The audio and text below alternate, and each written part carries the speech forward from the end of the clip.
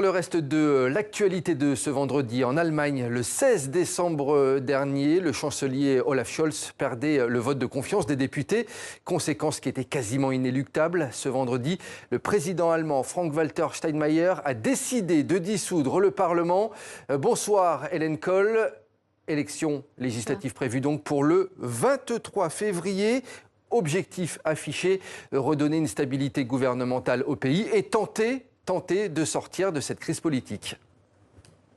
Oui, et même si cette déclaration de dissolution n'était qu'une étape formelle, eh bien le président fédéral a tenu à prendre la parole ce matin pour rappeler que la démocratie vit de la confrontation d'idées, si cela se fait dans la dignité et le respect. Et c'est donc dans cet esprit qu'il a officiellement ouvert la campagne électorale, car effectivement, vous l'avez rappelé, le chancelier Olaf Scholz n'a plus de majorité depuis que les libéraux ont quitté sa coalition début novembre. Et la première des conséquences, c'est que l'Allemagne n'a pas de budget pour 2025. Alors, nous ne sommes pas aux États-Unis, il n'y aura pas de shutdown, mais tout de même, dans le contexte international actuel, on sait que le pays peut être amené à engager de très grosses dépenses très rapidement. On pense notamment à la défense.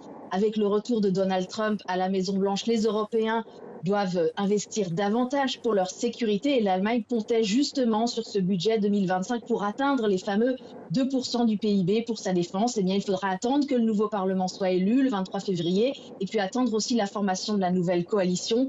Et c'est la même chose, par exemple, pour les mesures pour soutenir l'économie, alors que l'Allemagne termine 2024 en récession pour la deuxième année consécutive.